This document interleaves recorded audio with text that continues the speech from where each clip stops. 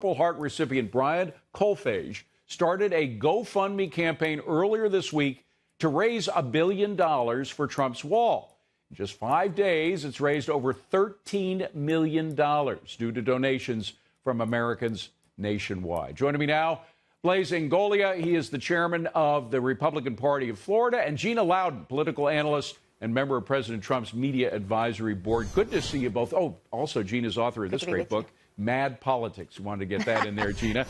Blaise, let me go to you first. Absolutely. One of the reasons President Trump was elected clearly was the wall. It ain't for nothing that he said it at virtually every campaign stop he was at. Democrats know this. That's why they don't want to give this piddling amount, $5 billion for the wall. But that's Americans you still see. I mean, this is not just symbolic, this guy who has a GoFundMe account. I mean, there are millions and millions of Americans who voted for President Trump because of the wall.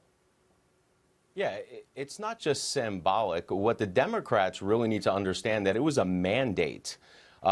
People of this nation want to secure the borders because this is what happens. You get crime, you get drugs crossing the border. And look, when you put this whole thing into perspective, you're talking about $5 billion out of a $4 trillion budget. It's not that much money. So the Democrats are going to underestimate this issue once again at their own peril like they did in 2016. I think, Gina, they're also underestimating the intelligence of the American public to figure out what's going on. They all come out with these claims of compassion. You know, we are so compassionate for the children, we're for DACA, for the Dreamers, et cetera, et cetera.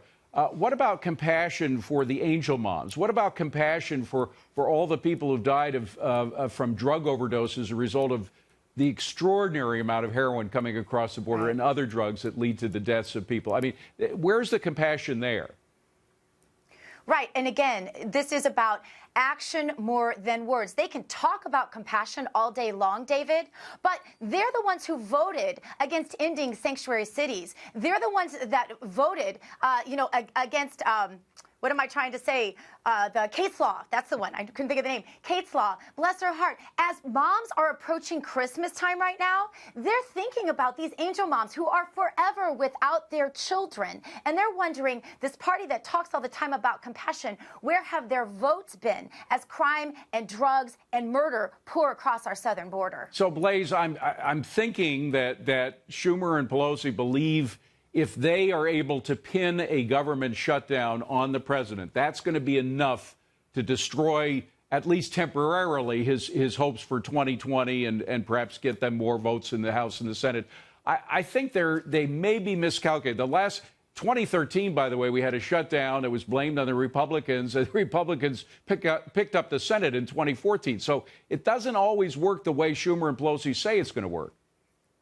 Mark my words, if there is a government shutdown over securing the border, the Trump rallies in 2020 are going to be bigger than anybody has ever seen. And I want to piggyback on these votes. I know that we're headed towards a government shutdown right now. What I would like to see happen in the Senate right now is take up the House bill with the $5 billion in it. Let them all vote on it right now so we can see and have a record of people who truly stand for securing our borders. And let's see who the people are who are voting against that. And if there are any Republicans who are voting against that, well, let's just hand them switch cards and tell them to switch to Democrat right now, because they're supposed to be campaigning on these issues for years, for decades, some of them. And when it comes time to take the vote, if they vote no, they just need to go away. Gina, we are at midnight going to be in a government shutdown. It may only last a couple of days, but what's your best guess? How long do you think this goes on? I think it'll be short because this president is so smart, so measured, and so strategic. He always knows how to use his leverage, and this is no exception to that rule. But I think we have to remember that the Schumer shutdown is not going to reflect on this president, no matter what. This is going to fall right on the hands of the Democrats. And let's remember, too, they're trying to make this big deal out of the shutdown, David. But every single president since Ford has had a shutdown. And Obama's lasted 16 days, I think. Carter's lasted 17